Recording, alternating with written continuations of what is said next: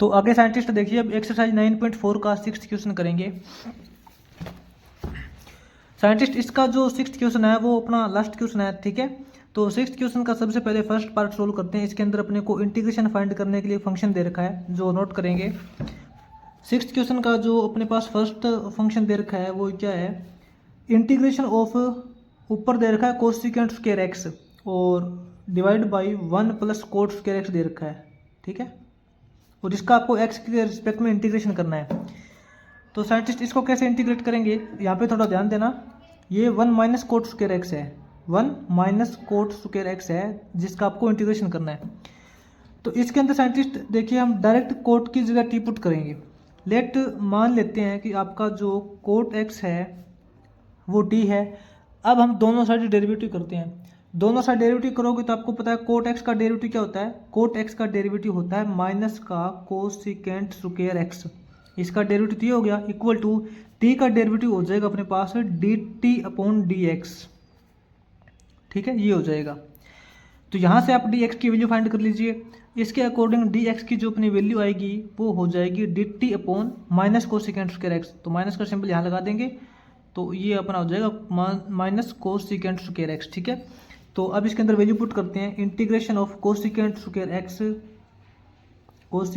X divide by 1 minus यहाँ देखिए cot x की जगह जब टी पुट करोगे तो ये तो टी का स्क्वायर हो जाएगा, 1 माइनस टी स्क्वायर हो जाएगा ना, इंटू डी एक्स की जगह पुट करेंगे माइनस का डी टी, तो माइनस का सिंबल यहाँ लगा देंगे और D t upon cosecant square x हो जाएगा। कोसिकेंट स्क्वायर एक्स से ये कैंसिल हो जाएगा, आपके पास इंटीग्रेशन करने के लिए फंक्शन बचेगा माइनस में इंटीग्रेशन ऑफ, ऊपर तो डी टी हो जाएगा डिवाइड बाई यहाँ 1 हो जाएगा, 1 का स्क्वायर 1 माइनस टी स्क्वायर करेंगे। अब साइंटिस्ट ये अपने पास एक डायरेक्ट फॉर्मूला होता है, याद कीजिए कौन सा फॉर्मूला होता है, ये तो माइनस का सिंबल लगेगा ही लगेगा, ठीक है। तो फॉर्मूला क्या होता है, 1 अपॉन ए स्क्वायर माइनस एक्स स्क्वायर, है ना। हमने ये फॉर्मूला किया था कि 1 अपॉन ए स्क्वायर माइनस एक्स स्क्वायर जो होता है तो उसका इंटीग्रेशन क्या होता है, 1 अपॉन 2a का मतलब 1 है ना, तो 1 upon 2a into log of, क्या लॉग ऑफ करते हैं, मैंने आपको याद करने की ट्रिक बताई थी, 1 अपॉन ए स्क्वायर माइनस एक्स स्क्वायर होता है। तो यहाँ पे अपने पास a माइनस एक्स आता है, a की वैल्यू 1 माइनस एक्स की जगह यहाँ पे t है ना अपने पास, तो ऊपर अपने पास 1 प्लस टी हो जाएगा। तो ये इसका इंटीग्रेशन हो चुका है। बस इसके अंदर अब t की वैल्यू हमें कोट पुट करनी है। तो इसका ओवरऑल इंटीग्रेशन क्या आएगा, माइनस में 1 upon 2 log of 1 plus T यानी कि 1 प्लस कोट एक्स हो जाएगा divide by 1 minus cot x हो जाएगा, ठीक है। और प्लस में सी लगा देंगे कांस्टेंट वैल्यू। तो इसका इंटीग्रेशन हो चुका है। तो आगे साइंटिस्ट इसका जो सेकंड पार्ट है, सेकंड पार्ट के अंदर आपको इंटीग्रेशन करने के लिए बोला है d x upon 4 sine square x plus 5 cos square x दे रखा है, ठीक है। इसका आपको इंटीग्रेशन करना है।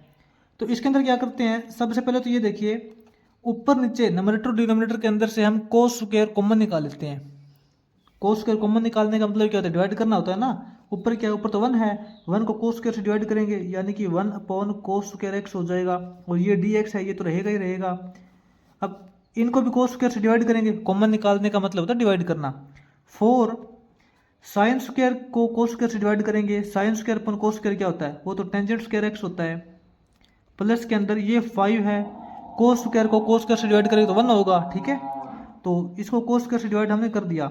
इक्वल टू फंक्शन क्या बनेगा, 1 अपॉन कोस स्क्वायर क्या होता है, 1 अपॉन कोस स्क्वायर होता है सीकेंट स्क्वायर एक्स। और एक्स के रिस्पेक्ट में इसका इंटीग्रेशन करना है। नीचे क्या है, 4 टेंजेंट स्क्वायर एक्स प्लस 5 दे रखा है। अब इसके अंदर क्या करते हैं, जो टेंजेंट स्क्वायर एक्स है इसको आप टी मान सकते हो, इसको हम टी एज्यूम करेंगे। लेट आपका जो टेंजेंट स्क्वायर एक्स है, सॉरी टेंजेंट एक्स को टी मानेंगे, टेंजेंट एक्स को टी मानेंगे ताकि टेंजेंट एक्स का जो डेरिवेटिव है वो सीकेंट स्क्वायर एक्स हो जाए। Secant square x is equal to ये आपका d t upon d x हो जाएगा, ठीक है। तो इसके अकॉर्डिंग आपके पास जो डी एक्स की वैल्यू निकलेगी वो क्या निकलेगी, डी एक्स की वैल्यू हो जाएगी D t upon secant square x. इसके अंदर वैल्यू पुट करते हैं, इंटीग्रेशन ऑफ, ये देखिए secant square x into D x की जगह तो पुट करेंगे D t upon second square x, ठीक है, D t upon second square x four tangent square, तो यहाँ पे टेंजेंट एक्स की जगह टी पुट करेंगे तो ये टी स्क्वायर हो जाएगा, प्लस में ये 5 हो जाएगा, सेकेंड स्क्वायर से सेकेंड स्क्वायर कैंसिल हो जाएगा, इंटीग्रेशन करने के लिए बचेगा आपके पास डी टी नीचे देखिए 4t² + 5 है, तो इसके अंदर ऐसा करते हैं नीचे से 4 कॉमन निकाल लेते हैं, नीचे से 4 कॉमन निकालेंगे तो 1/4 हो जाएगा, 4 कॉमन निकालने के बाद ये आपके पास t² हो जाएगा प्लस 5/4 हो जाएगा। लेकिन हमें तो a² वाला फॉर्मूला बनाना है ना, तो इसको हम लिखेंगे 5/4 को लिख सकते हैं √5/2 का स्क्वायर, ठीक है, इसका स्क्वायर करेंगे तो 5 हो जाएगा, 2 का स्क्वायर 4 हो जाएगा, वही 5/4 बनेगा। तो 1/4 तो कोफिशिएंट है। अब यहाँ देखिए साइंटिस्ट याद कीजिए 1/x² + a², ये कौन सा फॉर्मूला होता है, फिर से याद करना 1/x² + a², ये तो आपका फॉर्मूला होता है टेंजेंट इनवर्स x/a, लेकिन x का काम यहाँ पे ये t कर रहा है ना, तो t हो जाएगा टेंजेंट इनवर्स x/a, a की वैल्यू क्या है √5/2, इसको √5/2 से डिवाइड करेंगे इसको, तो 2 इसका ऊपर चला जाएगा, ठीक है।